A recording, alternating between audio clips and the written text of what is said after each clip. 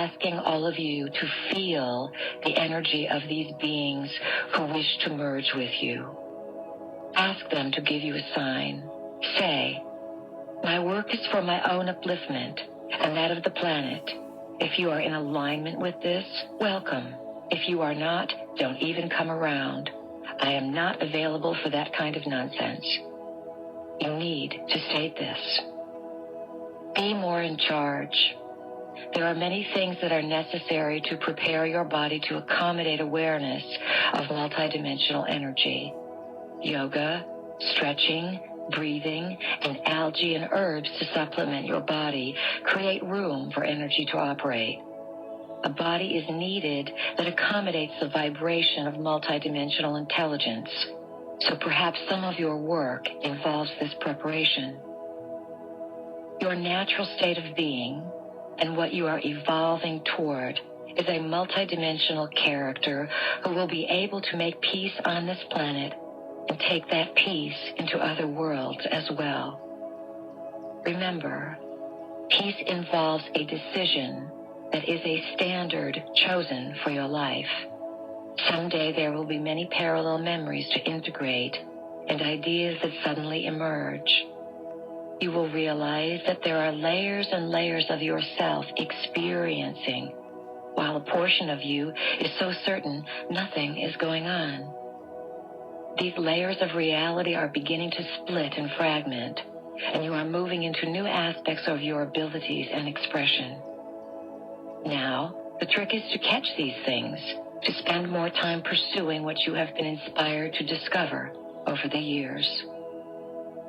This memory that is being stirred up inside of you can create bodily reactions because it dwells in the cells of your physical, mental, emotional, and spiritual bodies, and it needs to be understood.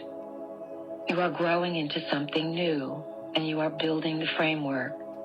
We encourage you to have your body adjusted through whatever modality of experience suits your fancy.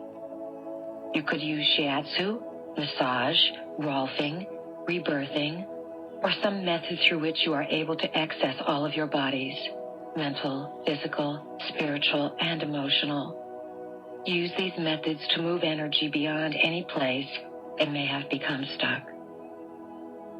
We recommend that you drink great amounts of water, spend time breathing and oxygenating, do toning, and practice allowing unlabeled sound to express itself through your body. Keep your body active and alive. Spend time communicating, meditating with peace, and listening to whatever is speaking to you from the inside. Weave your discoveries into the structure of your life and intend along the way what it is that you want. Clarity is the name of the game here. If you make yourself available without clarity, it is very easy to attract energies that will not accommodate your vibration. This does not mean that those energies are bad. It simply means that they may resonate out of sync with your vibrational intent, which may, of course, be unclear to you. When you are not firm in the stance of yourself, confusion occurs because the energies are not integrating. Your emotions create the quality of your experience as the thought forms hanging out with you. Acting happy and perfect all the time is not the solution. Allow yourself to move through emotional experiences and learn from them. Dark moods and energies that you hold on to become habits or patterns that can create extreme difficulties. You can become what we call a cosmic hooker, an open doorway to any and all unqualified energies. Knowing that the Prime Creator is in all things, this indeed can create a dilemma. In the realm of multidimensionality and merging, animals are adepts. Animals move through dimensions. Have you ever seen an animal or a bird 1 minute, and then the next second it is gone?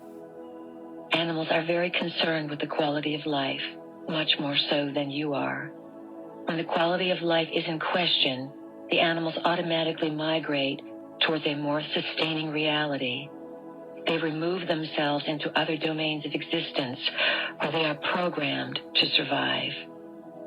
Insects and frogs, for example, open dimensional avenues with their sounds.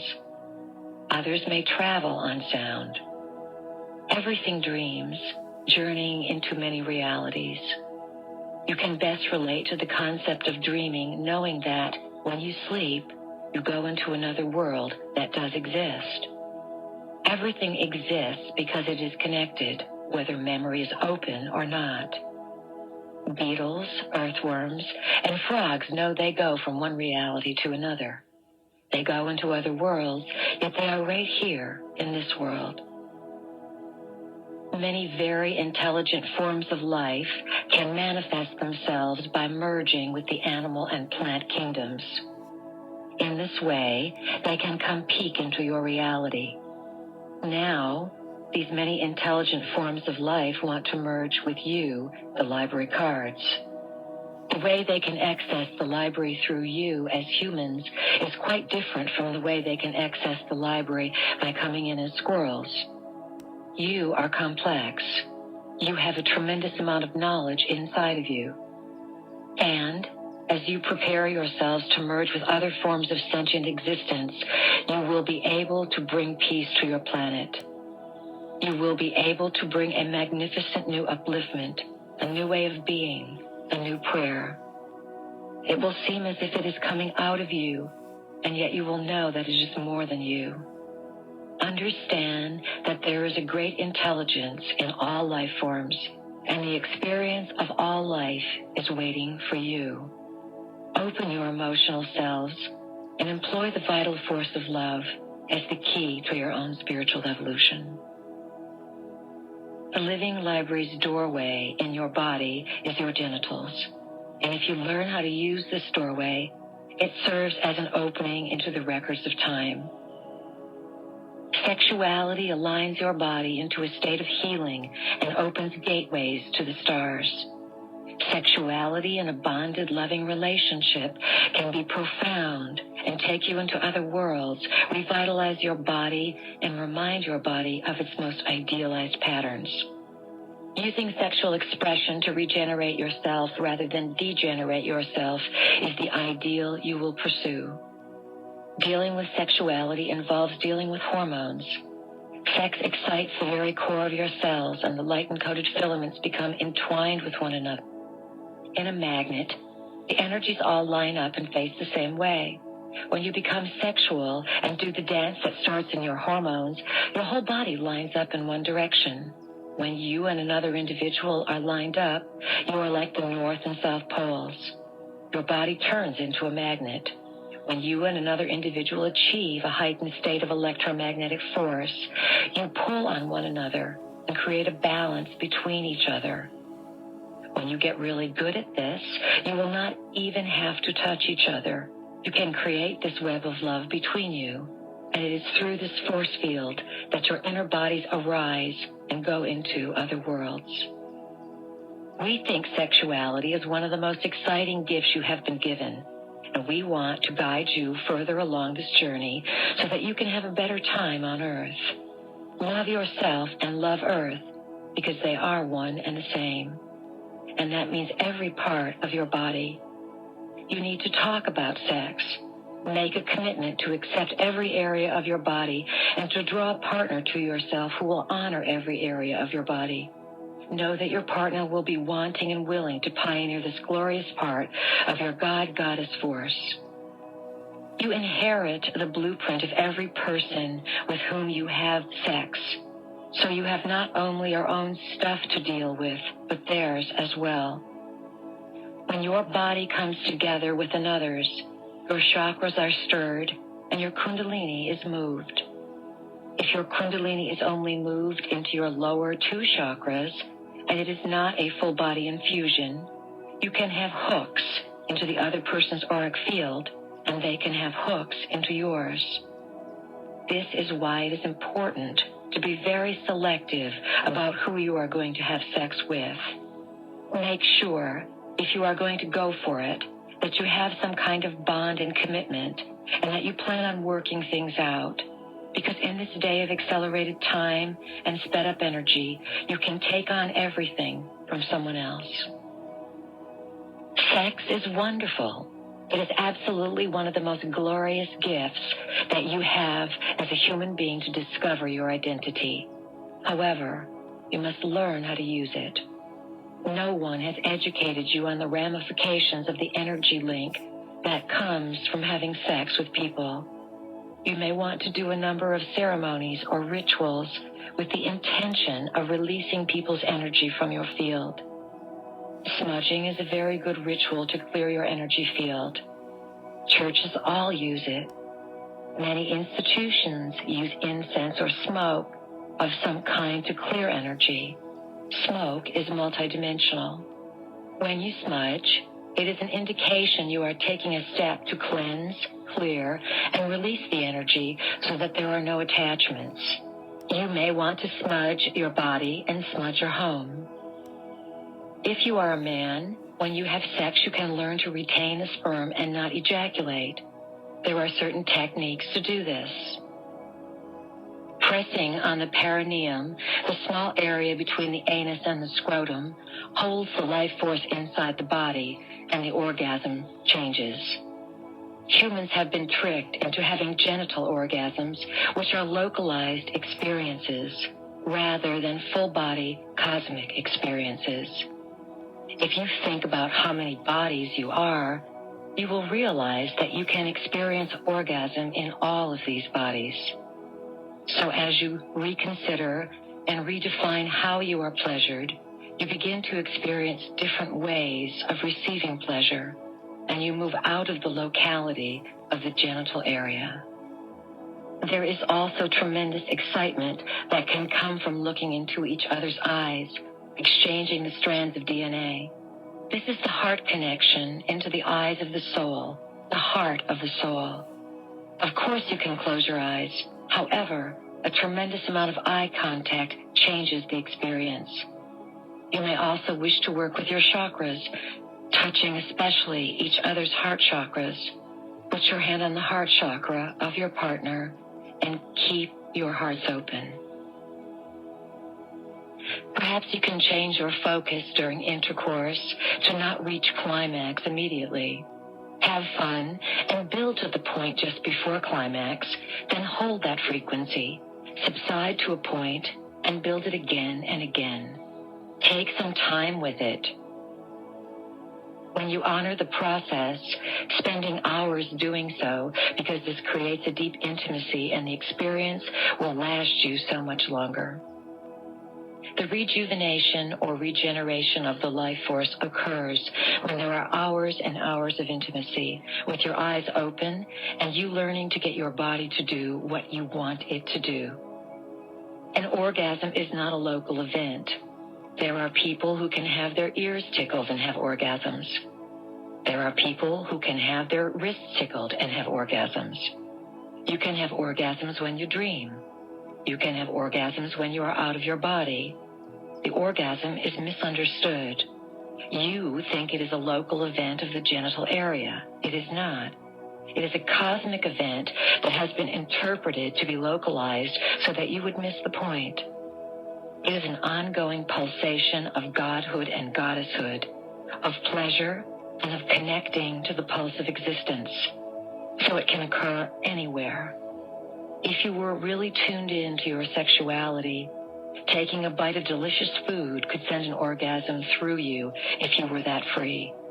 It is the height of appreciating the divinity in all things.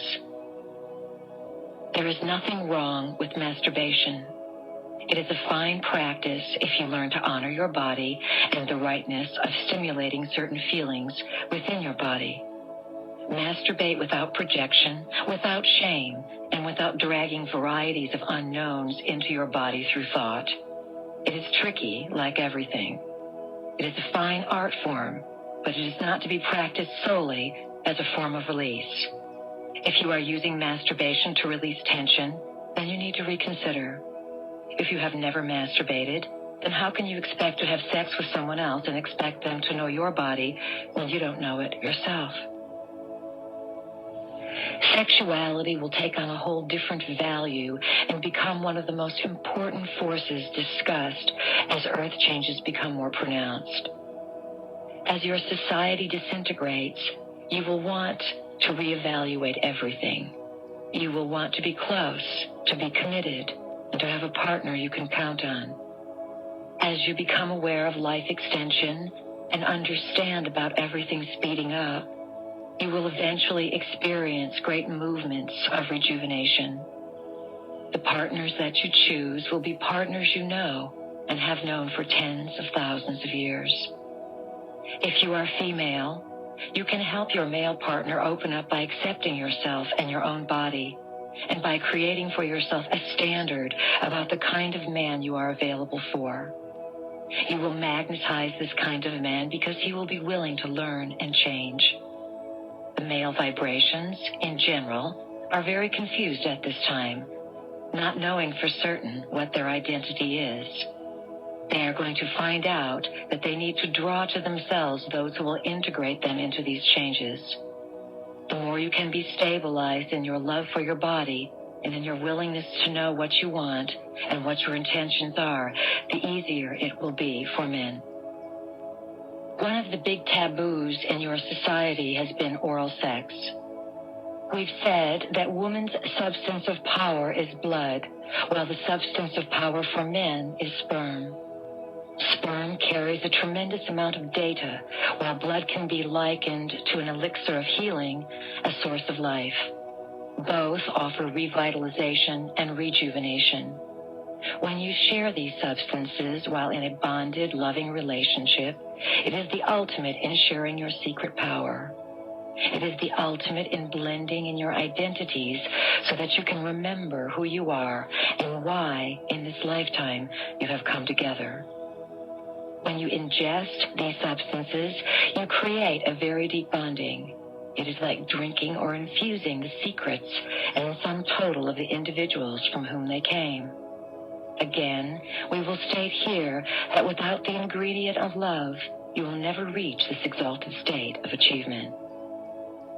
We suggest that couples who have sex have an intention around their sexual activity. This does not take the spontaneity out of it. It does not mean that you have to get organized and structured and make appointments and have all of this processing before you come together. As you develop intimacy, sexual activity does not take place only when your hormones are zinging. Sexual expression takes place continuously. As you walk into a market, you can carry on a conversation about your sexuality. You don't have to lock that experience into the bedroom, or when you are having a drink, or within certain little boxes of performance. You are going to be infused with this energy. It is part of what will train you about your divinity. It is essential. You have many things to look forward to in the sexual arena. Stay open, evaluate your present beliefs around sexuality, and explore your boundaries. Sexuality is your birthright and your heritage as humans. It is your gift from the gods. Time is a construct. On Earth, you have been under the assumption that the present springs from the past. We suggest that the present springs from the future as well. Time has many doorways through it, and the past and future both have their own validity and importance. This is all part of the ever-expanding now. The past, in its now, continues to influence its ongoing now. These ongoing nows continue to grow and mature, the same as their future counterparts. The assignment you are on involves changing your past as you spring from the future in order to create a different present. You are ruled by cycles and rhythms. A main influence that designs the pulse of life is the moon. Through the moon cycles and by the revolving of Earth on her axis and Earth's rotation around the sun, you make and define time. The moon, of course, in orbit around the Earth, acts as Earth's celestial companion on the cyclical journeys. Until the advent of electricity, these were the rhythms through which life was lived and defined for thousands of years. People could watch time pass. Day turned into night, and night turned into day. Time had distinctions. People could watch the seasons pass, and time was based on something that could be verified. With electricity came the breaking of these rhythms, where there could be light past dark. People began to use time differently, for functioning with light while it was dark heralded a radically different approach to the 24-hour day, because electric light provided more moments to expand into. When people first worked around computers, their concepts of time completely changed, and they could only handle so much of a distortion. Now that people are trained in computers, their altered time perception is passed on through the generations, and time is more sped up. However, the computer is a third-dimensional manifestation mirroring the collapse and distortion of time, and people fed the results of this into the mass psyche. This permits people like you to weave things together and perceive reality from a significant psychic viewpoint, a different point in time. The splitting of the second and the infusion of the computer heralded the technological boom of this century, completely changing everything and speeding your consciousness toward untold probabilities. The second and the moment continuously hold more events. Time has a variable now. It cannot be measured and clocked any longer. You can change, bend, and move time. As time collapses, new concepts, ideas, inventions, and alternatives are bombarding the mass psyche of the planet every few moments. Probabilities of the moment are awakening and expanding through your experience of self-realization. Because you have mastered an affinity to connect with intelligence outside the planet, collectively, the planet is beginning to qualify for a higher rate of intelligence and responsibility. Though it may appear your world is reeking with corruption, please be aware that both polarities are going on at the same time. Those who carry light are becoming very empowered, and in a few years you will be amazed at the force of these people, for they are you. One belief you have in common is your belief in a new version of reality in which people express their freedom with respect, harmony, and cooperation, and in which Earth and each form of life, animal, plant, mineral, and human, is valued. The Maya called themselves daykeepers. We call them keepers of time. They are associated, of course, with the Pleiadian system. They are masters at going into and out of time events. They are also masters at creating time locks. They cordon things off so that events can be directly in front of you, and because of the time locks, you do not see them. Time locks keep your consciousness from perceiving simultaneous time. The keepers of time that orchestrate events are like balls of light with rays that travel into many different realities and directions. The Mayan keepers of time were able to anchor on Earth the data that would make sense to future generations because they were multidimensional. They could travel backward, forward, and sideways in time, and their civilization was based upon time travel. They left many clues to this story buried throughout the land of Mexico. Their now became more meaningful because it was their purpose to grow a now that would benefit nows outside of their now. The Maya meant to create the paradigm, the description of what is going to occur, the cycles that your Earth goes through, and the cycles of time that are based on cosmic doorways. Earth's cycles with the sun, moon, and planets within your solar system have a significant effect on your physical electromagnetic body. The Maya understood that the Earth is involved in a larger system of rotation than just the solar system. That system of rotation was based on different numerical divisions. The Maya created and defined time in your system based upon their knowing that you were part of much larger cycles. The purpose of the Maya was to come onto the planet to establish a paradigm for the future. Different civilizations hold open portals of energy through collective consciousness. Energies that support or sustain other types of realities can, in limited number, be pulled onto the planet. However, a civilization must be prepared and trained to anchor this pillar of light. When there is light, there is information. The Mayan calendar precisely indicates the cycles of the heavens and the hells. The Maya knew their day of departure, and they prepared for that closure. From their point of view, they were transported into another physical dimension. In actuality, the Maya still very much exist. They flourish. Your keys of consciousness are moving through the time locks that the Maya are lifting for you. Because they are the keepers of time, the Maya are opening many time locks all over the planet. All time is simultaneous. A planet has layers of energy grids around it that allow it to be experienced from its various time frames.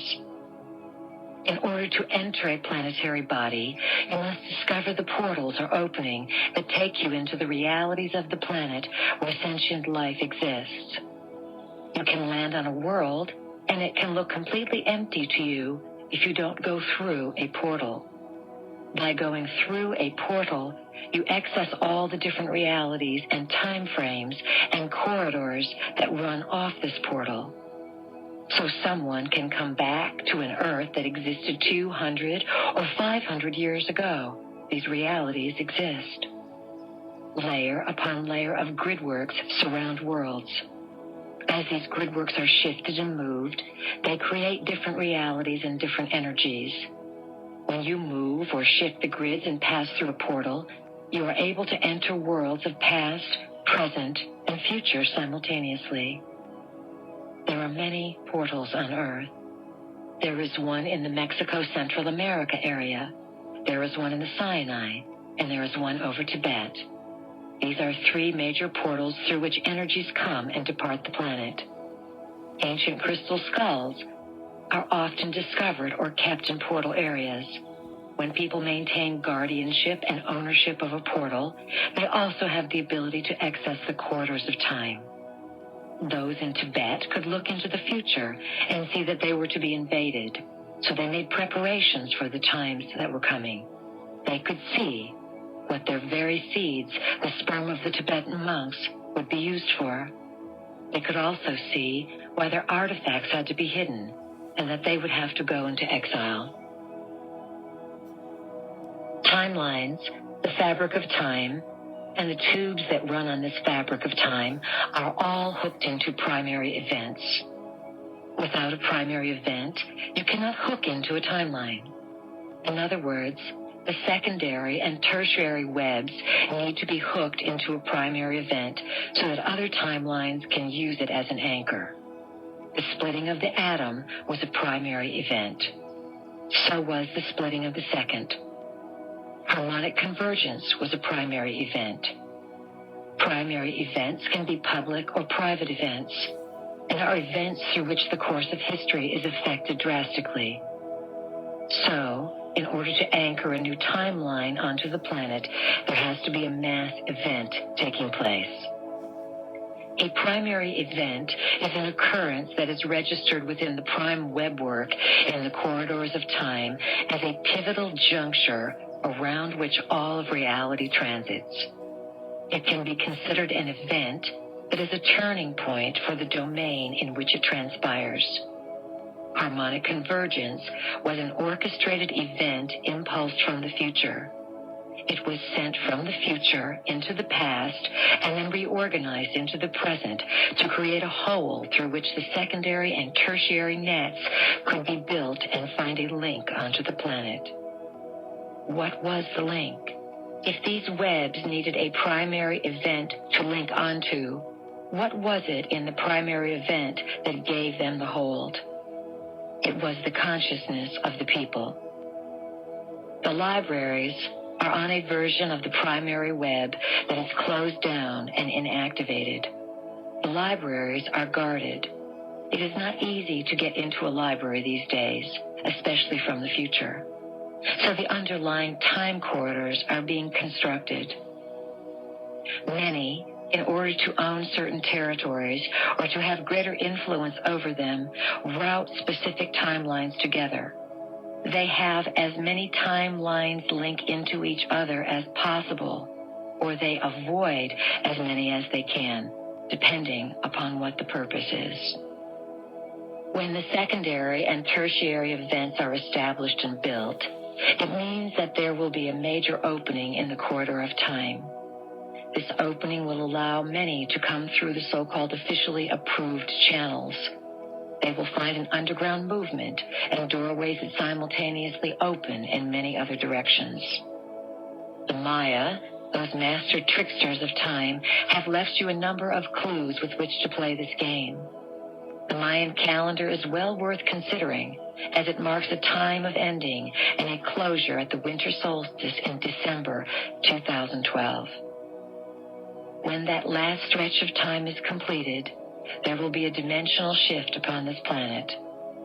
Those who are able to accommodate the dimensional shift now are already moving in and out of the fourth and even the fifth dimension. During the next 20 years, a new frequency will become so predominant on the planet that it will catapult one version of your world into a new cycle and another version into a complete ending and destruction. Eventually, you will perceive a very different set of memories because you will change the past of your universe. This is how things are. We have told you that you come from your future and that we came back to change the past. We are very clever. We are changing the history of the entire universe by making a parallel universe. This is what parallel universes are. Plans that shift the mechanisms of time from one point by changing the memory and changing the event. You can do the same thing in your own personal life. You can change your past as well. Be flexible as you learn to play the game. Before you came into this reality, you applied for a slice of time, the moment you were born. At the precise time of your birth, the stars, planets, moon, and sun were in a specific configuration. When you emerged from your mother's womb, the energy from the stars and planets imprinted your flesh, no matter where you were, because the energy was touching Earth at that time as well. Within that moment were written certain probabilities, specific opportunities, and distinct challenges. The language of the stars explains your world in a way that is helpful for you to understand the bigger picture. Everything is in geometric relationship to everything else, creating energetic patterns. You yourself selected a moment and a lineage, a bloodline that you were born to give you the opportunities that you assessed would be ideal for you to experience in this lifetime. You determined these experiences according to what you needed to learn based on what you had created, will create, and are creating simultaneously in other places. In 1993, you experienced what we refer to as the galactic tidal wave of light, which translated through a planetary lineup that created a pathway of energies. The galactic tidal wave of light can be understood through the two planets Uranus and Neptune, which came into conjunction on 3 separate occasions, in February, in August, and in October 1993, aligning and energizing the sign of Capricorn at 18 to 19 degrees. Each planet has its own identity, its domain of influence. Each planet is a sentient being, an intelligent force of its own. As these two forms of intelligence came together in the sky, they transmitted a combined beam onto Earth, affecting those portions of Earth influenced by Capricorn. Capricorn is ruled by Saturn, which represents form, structure, authority, limitations, and time. Among other things, Saturn has to do with rocks, stones, and crystals. because these two planets joined in Capricorn and mystified, electrified, energized, and changed the stone of Earth herself. On a planetary scale, the energy of this conjunction is leading you towards an opening of the feeling center, offering a solution to the building chaos. This flood of cyclic energy is responsible for the rapid mutation that will take place within the human species. You, as you exist here in this very moment, are changing or mutating through this energy, and your cells are becoming something different than they were. An alteration on a cellular level will catapult you into a metamorphosis in the spiritual dimensions. The earth changes that occur as a result will finalize the shift in consciousness that is needed to restore sanity, purpose of living, and meaningful existence to dimensions that are to be home here on Earth. The moon is a satellite that was constructed. It was built and anchored outside Earth's atmosphere as a mediating and monitoring device, a supercomputer, or eye in the sky. It affects all life forms on this planet beyond what you can currently grasp.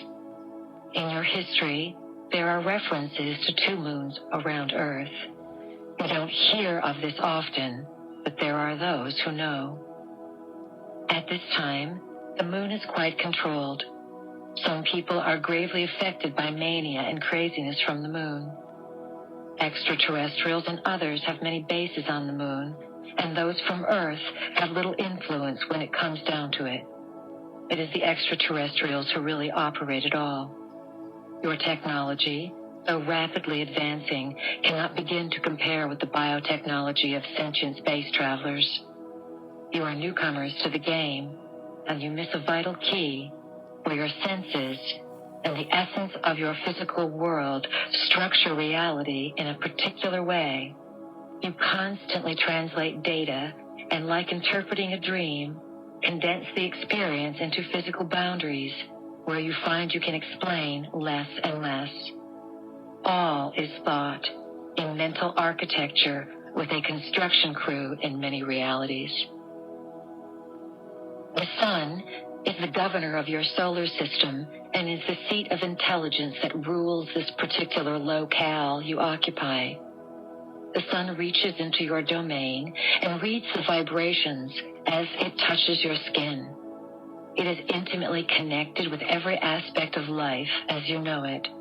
It is a force of intelligence that fuels your very existence and creates the environment under which you can evolve. The sun is very interested in your evolution, for as you evolve, you feed everything that you do back to the sun as it touches you. The sun and the moon are the luminaries within your system by which you are most profoundly influenced and affected. The sun generates its own light. The sun, in turn, illuminates the moon. The moon is a subsatellite of the sun, orbiting as a computer around Earth, built and maintained by many generations of gods. Heavenly bodies are constructed in the shapes of asteroids, moons, and planets, and it is through these luminaries that rays of intelligence, radio waves, and gamma rays are transmitted from star to sun and sent to Earth. It is through these rays that your actions are also read and taken back into the sun, the moon, and the beaming system, in this case, the Pleiades.